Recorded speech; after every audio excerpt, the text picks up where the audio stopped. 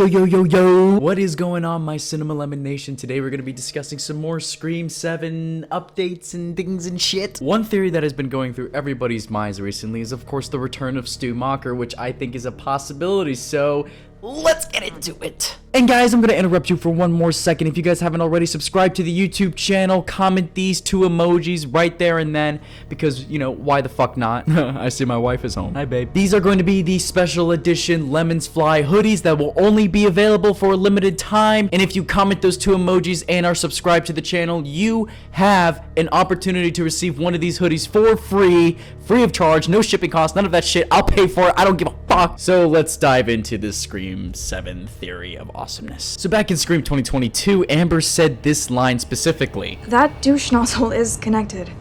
I googled him. His mom is Leslie Macher. Stu Macher's sister. Stu Macher has a sister. We obviously know Stu's parents are in more of a wealthy side of the whole picture, have been mentioned off screen before. And another interesting factor to actually kind of bring into the whole picture is that Stu said this line in particularly, so here's that clip.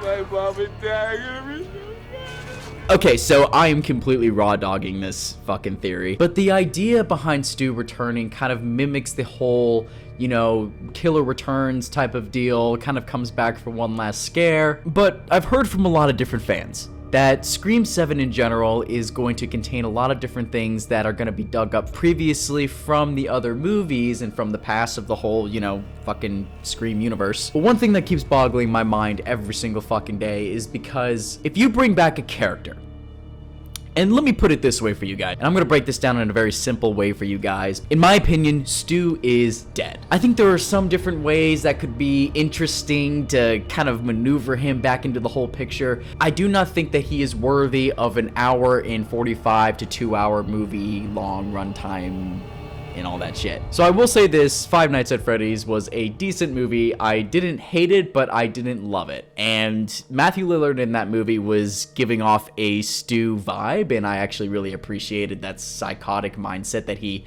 brings to the table every single time he plays a fucking psychopath. But if you were gonna bring him back into the Scream franchise, it would be something more of a, like, oh, I didn't see that coming kind of thing. So if you all haven't seen my last video, it's like 4 minutes and 30 seconds long. And what I discuss in that specific theory is that, specifically speaking to the people who could possibly, you know, be the killers, there's always two killers and there's always a way and a motive for them to keep, you know, coming back here and there and all that kind of shit. But in my opinion, it's considering the fact that you have so many different unique touches to what you can actually accomplish within a Scream movie, and bringing back Stu is probably not the best idea. This kind of brings me back to the Star Wars days when in the episode 9, The Rise of Spy Plucker, it honestly makes me cringe every single time I have to say that fucking title. But you brought back a literal Sith who died at the hands of the Chosen One. Literally, the hands of the fucking Chosen One. It destroyed the entire thing that George Lucas built up, you know? I was pretty ashamed to even be a J.J. Abrams fan at that point. Sorry, J.J., I had to call you out there, man. That movie fucking sucked. But the idea of this is to create a whole expectation for what you can actually do within the Scream universe that doesn't give us such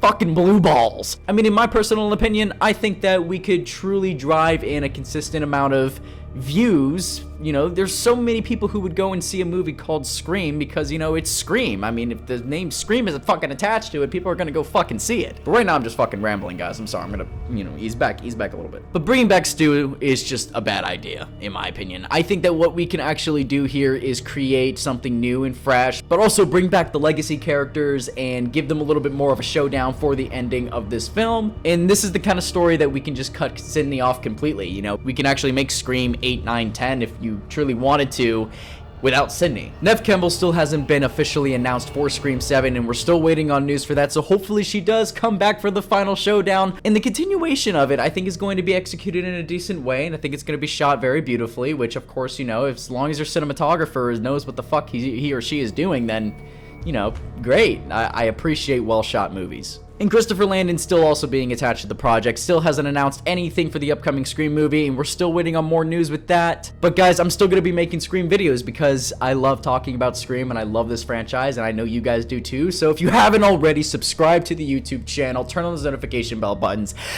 as well as comment your thoughts down below on what you guys think about all of this fucking shit, because it's fucking driving me insane with how much shit's going on down right now in Hollywood. It's annoying as fuck. But my sexy lemon people, thank you so much for watching this video, and just don't forget that lemons fly!